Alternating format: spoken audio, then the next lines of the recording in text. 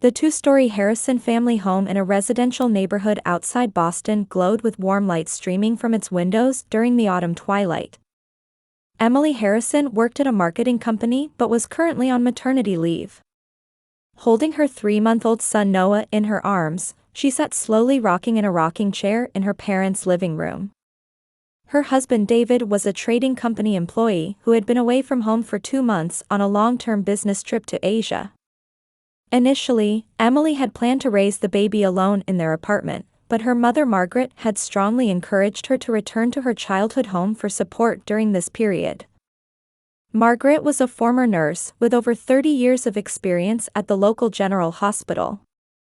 Even after retirement, she sometimes provided health consultations to neighbors, drawing on her extensive knowledge and experience. She was a perfectionist with high standards for everything, particularly when it came to child rearing, about which she held her own theories.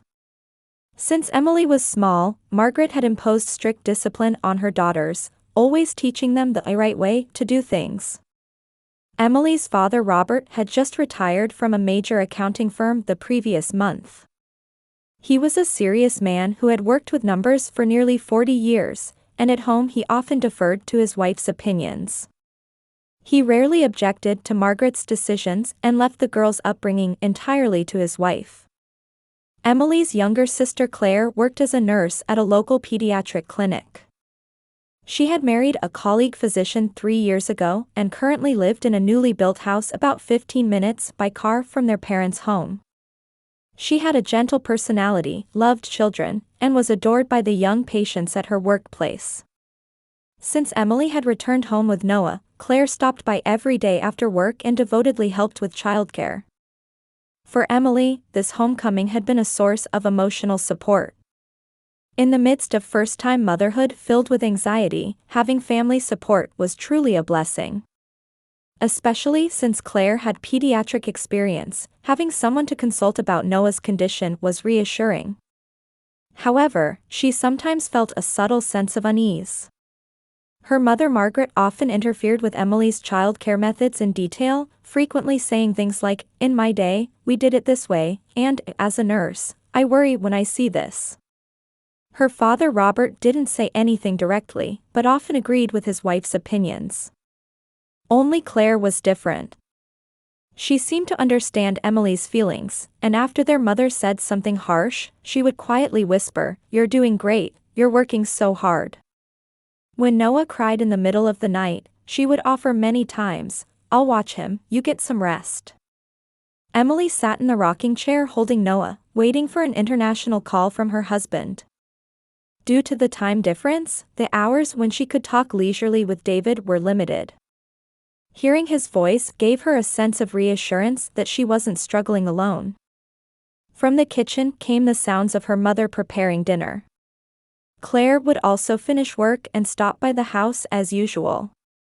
Noah was sleeping quietly, and Emily felt peaceful for the first time in a while. Surrounded by this family, she thought she would surely be able to raise her child well. About a week after returning home, Claire's devotion became even more pronounced. She would always stop by after work, watching Noah while Emily had dinner. On weekends, she would stay from morning until night, treating him with loving care as if he were her own child. "Emily, it's really helpful having Claire here," Margaret said admiringly. "That girl has strong maternal instincts from birth.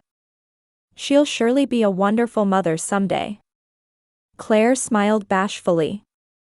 "Noah is my first nephew. I can't help but find him adorable."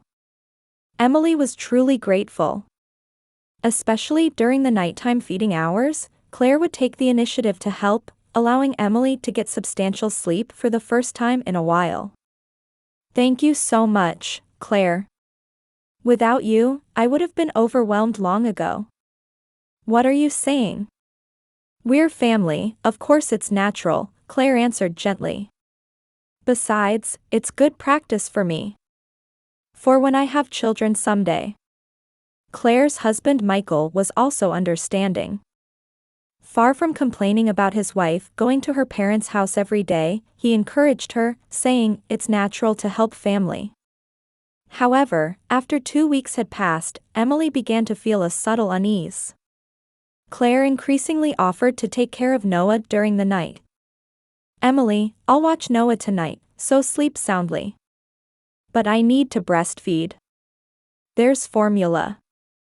"You don't need to insist on only breast milk." "The doctor said mixed feeding is perfectly fine." Claire's suggestion made sense.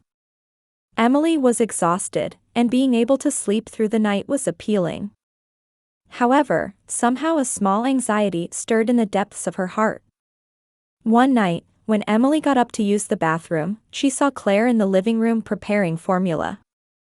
Claire was preparing the bottle with practiced ease, but her movements seemed somehow overly cautious. When Emily was about to call out to her, Claire turned around. "Oh, you're awake?" "It's fine, Noah is sleeping soundly." "Thank you. You're really helping me." Emily returned to her room but couldn't fall asleep right away.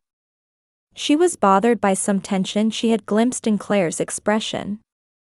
The next morning, she noticed that Noah's behavior was slightly different. He slept longer than usual, and when awake, he seemed somewhat dazed. Worried, Emily took him to the pediatrician, but the doctor diagnosed no health problems. Babies' sleep patterns vary greatly between individuals. It's not unusual for them to change as they grow.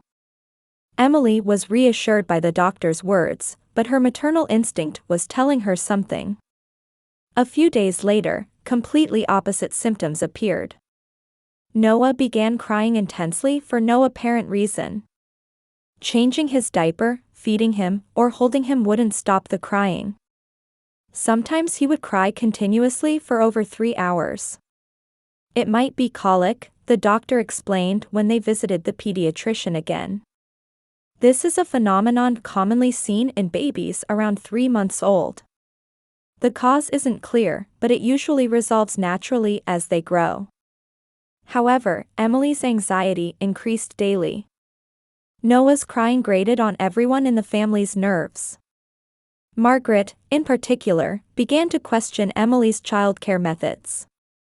"As far as I can see as a nurse, that child's crying isn't normal," Margaret said to Robert. "I wonder if there's something wrong with Emily's way of raising him." "That might be the case," Robert agreed. "When we were raising children, we never had a child who cried so intensely." Meanwhile, only Claire continued to encourage Emily. "Don't worry about it. Crying is a baby's job. All the children I see at work go through this." However, Emily was beginning to notice something. The days when Noah cried intensely were always the day after Claire had taken care of him the night before.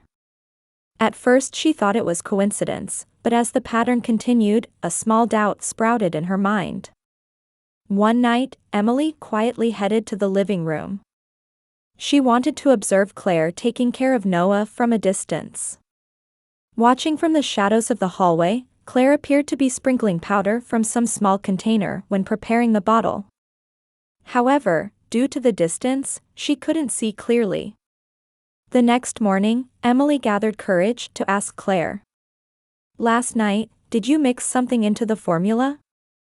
Claire's expression hardened for a moment, but she quickly showed a smile. "Vitamin supplements. For babies. Michael bought them after they were recommended at the pharmacy." "Really? You should have consulted with me." "I'm sorry. I thought I was doing something good, but I shouldn't have done something on my own." Claire's explanation sounded reasonable, but alarm bells continued ringing in Emily's heart. Why hadn't Claire consulted her beforehand? Why did Noah's condition worsen the day after being given vitamin supplements? That night, Emily couldn't sleep. She heard Noah's crying from the next room. When she was about to get up, she heard Claire's voice. "It's okay, Auntie is watching you." Emily stopped. She sensed something in Claire's tone that she had never noticed before. That night became the longest night yet. Noah began crying around 10 p.m., and nothing would make him stop. Emily desperately tried to soothe him, but Noah's cries echoed throughout the house. The situation hadn't changed even after 1 a.m. Emily, drenched in sweat, walked around the room holding Noah. She checked his diaper, tried feeding him, sang lullabies, and gently patted his back. But Noah continued crying. His cries were different from a normal baby's crying. They had an intensity as if he were experiencing some kind of pain. The living room door opened, and Margaret appeared in her pajamas with a stern expression. "Emily, what on earth are you doing? He's been crying for 3 hours straight." "Mom, I'm sorry." "Nothing will make him stop crying." Emily's voice trembled with fatigue.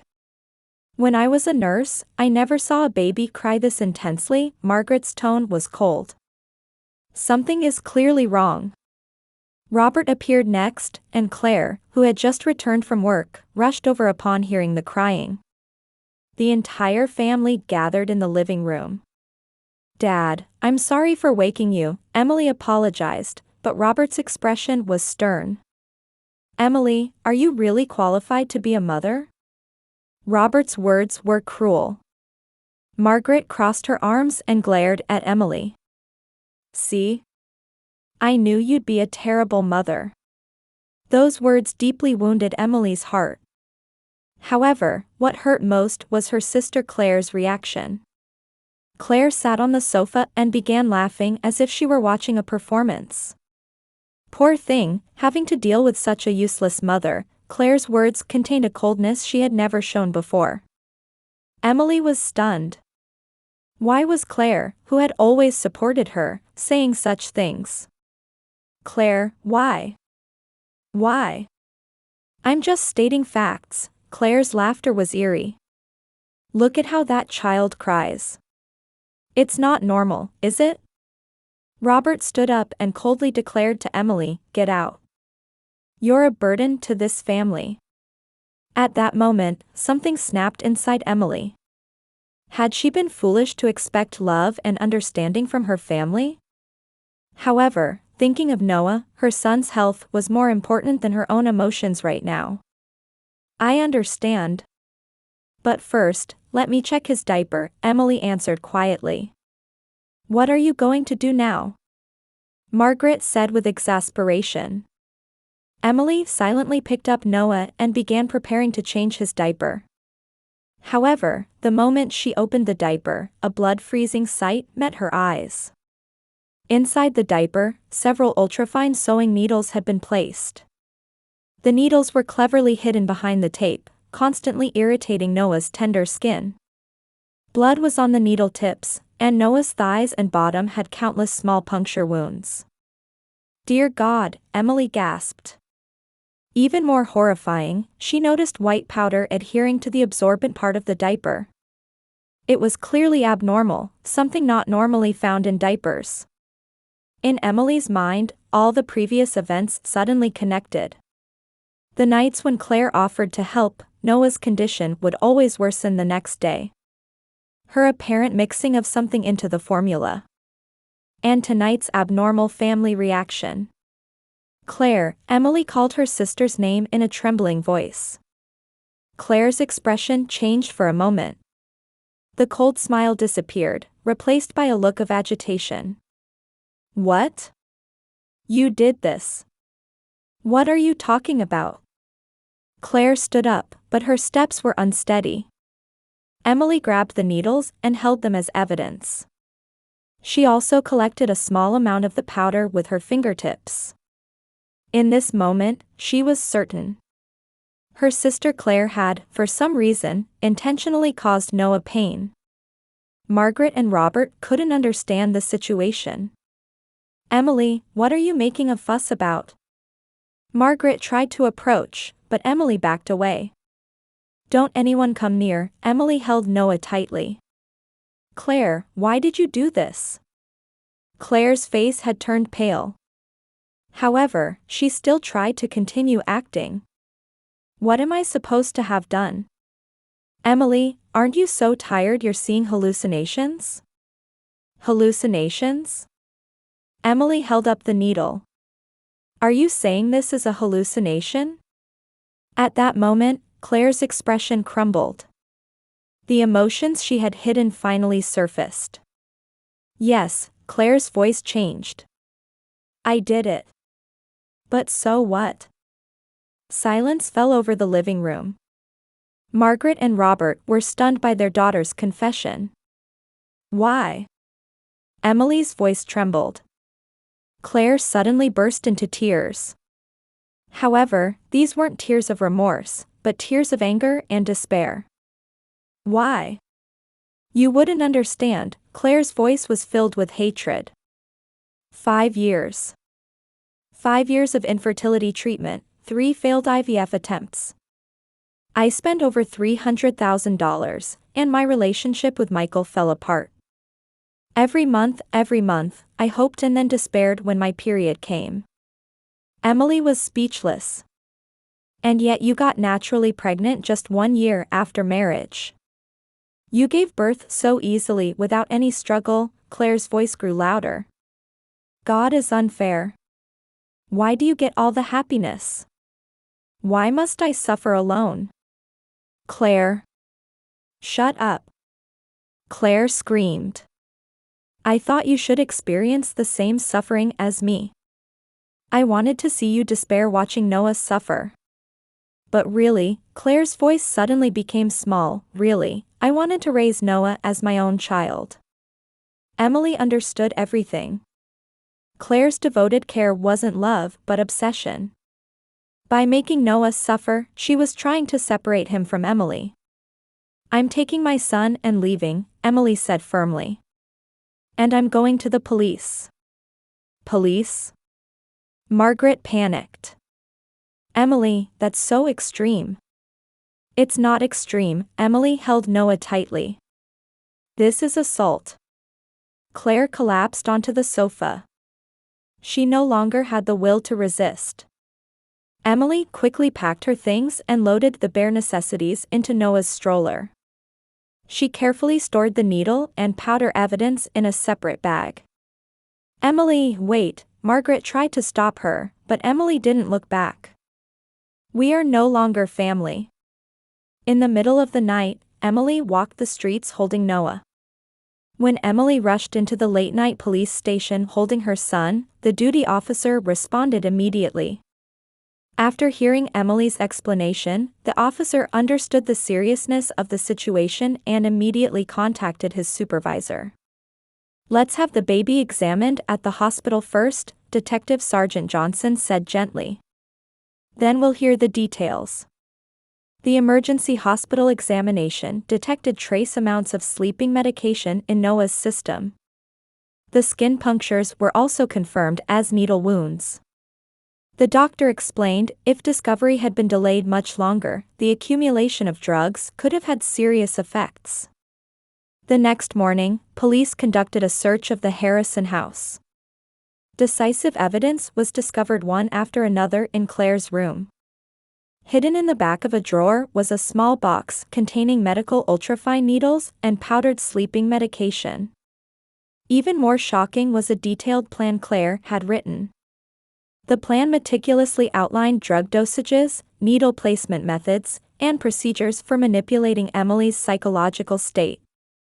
It contained phrases like, continue until Emily develops postpartum depression and abandons caring for Noah, and, ultimately, I will obtain custody of Noah. Most shocking was a diary Claire had secretly kept. It vividly chronicled 5 years of infertility treatment, suffering, and hatred toward Emily. My period came again today. Why does God give trials only to me? Emily got pregnant without any struggle. The world is unfair. When I heard Emily was coming home, I thought this was my chance. I was given the opportunity to raise Noah myself. I'm adjusting the sleeping medication dosage. Using my nursing knowledge to ensure Noah doesn't sleep excessively. I've also improved the needle placement. More cleverly so Emily won't notice. Tonight Emily should finally reach her limit. Then I can become Noah's true mother. The diary contents clearly showed this was a planned and malicious crime. Police immediately arrested Clare. In the interrogation room, Clare initially claimed she was just helping out of sisterly concern, but when confronted with evidence, she finally confessed everything. "I couldn't have children for 5 years," Clare spoke while breaking down in tears. "Month after month, hoping and despairing repeatedly. Hormone injection side effects made me sick, and treatment costs depleted our savings." Michael was understanding at first, but gradually his view of me changed. Clare's voice grew louder. Yet Emily got naturally pregnant just 1 year after marriage. She seemed blessed by God. I couldn't understand why only Emily got to be happy. "That doesn't give you the right to hurt an innocent baby," Detective Sergeant Johnson said sternly. "I know," Clare answered in a trembling voice. "But every time I saw Noah, I remembered the babies I had lost. Children I might have had. I thought Emily should experience the same suffering as me." Clare continued, "At first it was a light-hearted idea. Just to make him cry a little, to trouble Emily. But gradually it escalated. But really," Clare's voice became small, "really, I wanted to raise Noah as my own child. I thought if Emily abandoned childcare, I could take him." The investigation revealed Clare's crime was extremely planned and malicious. Using her profession as a nurse and abusing medical knowledge to abuse an infant was a serious offense. At trial, Clare's lawyer sought leniency, arguing that mental anguish from infertility treatment was the background to the crime, but the prosecution severely criticized it as planned and extremely malicious, with the victim being a helpless infant. Emily also testified in court. "I trusted my sister. I loved her as family. However, she caused my son pain and mentally cornered me. This is an unforgivable act." However, Emily added, "Still, I don't fail to understand the suffering my sister experienced. However, transferring that suffering to others is wrong." On the day of sentencing, the judge sentenced Clare to 3 years in prison. The defendant used her profession as a nurse and abused medical knowledge to abuse a helpless infant. This act is extremely malicious and has had a significant impact on society. However, considering the defendant's deep remorse and the background of mental anguish from infertility treatment, this sentence is imposed. Upon hearing the verdict, Clare collapsed in tears. "Emily, Noah, I'm truly sorry. I did something irreparable." Meanwhile, Margaret and Robert couldn't accept their daughter's crime. Even in court, they continued to argue that Clare was a gentle child, and wasn't there a problem with Emily's way of raising him? That child was mentally exhausted from infertility treatment, Margaret told reporters.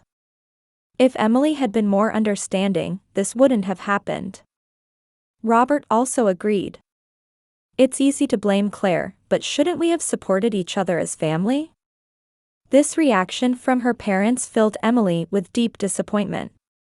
Parents who chose to protect Clare over the fact that her son had been in danger. She was convinced she could no longer continue a relationship with this family. "I'm cutting ties with my parents too," Emily reported to her husband David by phone.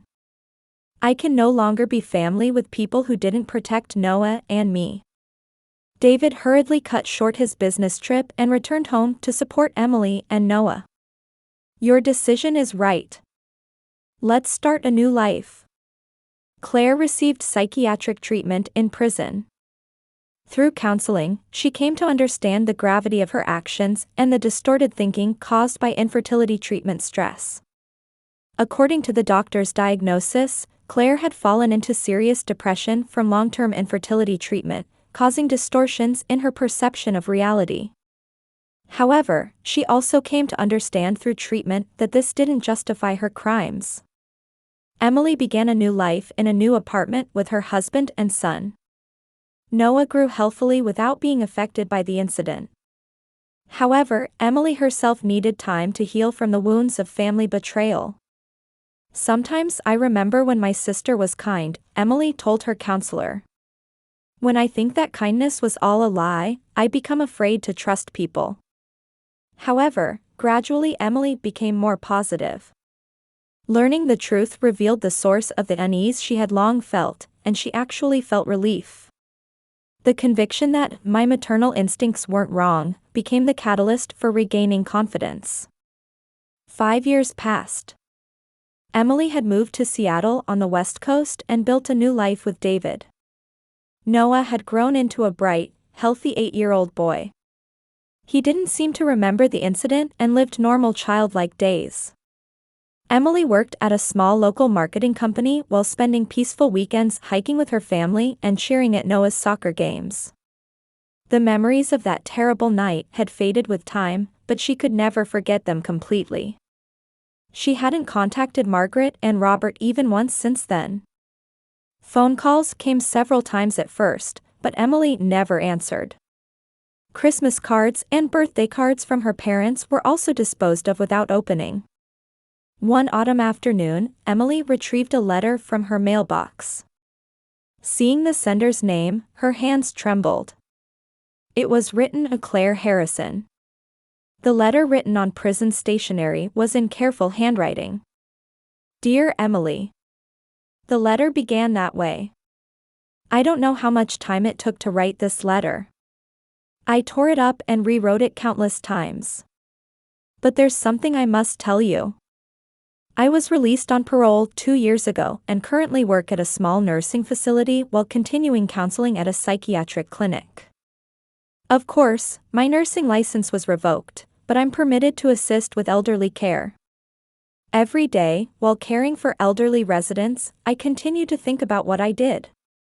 At that time, I had lost sight of what was most important as a human being. I hurt an innocent baby and betrayed my most beloved sister. The psychiatrist explained that I had become depressed from long-term infertility treatment and my perception of reality was distorted. But that never justifies my actions. No matter what reason there was, hurting Noah is unforgivable. Every night, I remember Noah's small cries. What was I feeling when that child was crying from being stabbed with needles? Thinking back now, it can only be called madness. I don't intend to ask for your forgiveness. Because what I did shouldn't be forgiven. I just wanted to convey my heartfelt apology. I wonder what kind of child Noah has grown into. Does he remember that incident? Even if he does, I pray it hasn't affected his life. I intend to spend the rest of my life atoning for my sins. But I also understand that means nothing to you and Noah. Finally, I sincerely hope you are living a happy life. You were a wonderful mother. I now have heartfelt respect for your maternal instinct that saw through the truth that night. Claire. After finishing the letter, Emily sat silently for a long time. When David came home from work, she showed him the letter. What do you think? Emily asked. David answered carefully, I can see she truly regrets it. But you have no obligation to write back. That night, Emily continued thinking alone. Claire's letter certainly felt sincere. However, the terror and pain of betrayal from that night wouldn't heal easily. A week later, Emily wrote a short reply. Claire. I received your letter. I understand that you regret your actions. However, I still cannot forgive you. Noah is growing up healthy. He doesn't seem to remember that incident. We are living peacefully in a new place. I hope you will spend the rest of your life meaningfully. But I don't want you to be involved in our lives again. I hope this will be our last correspondence. Emily. After mailing the letter, Emily felt a strange sense of liberation. The burden she had carried in her heart for so long felt a little lighter. Forgiving and forgetting are different things. Emily couldn't forgive her sister, but she wanted to be freed from continuing to hate. For her and Noah's happy future, she couldn't remain trapped in the past. That evening, Noah came home from soccer practice. Seeing her son with his mud-covered face reporting, "Mom, I scored 3 goals today." Emily smiled. Family isn't just blood relations. People bound by love and trust are true family. The small household she had built with David and Noah was everything to Emily. Outside the window, Seattle's beautiful sunset was coloring the sky. Emily took a deep breath and embraced hope for a new tomorrow.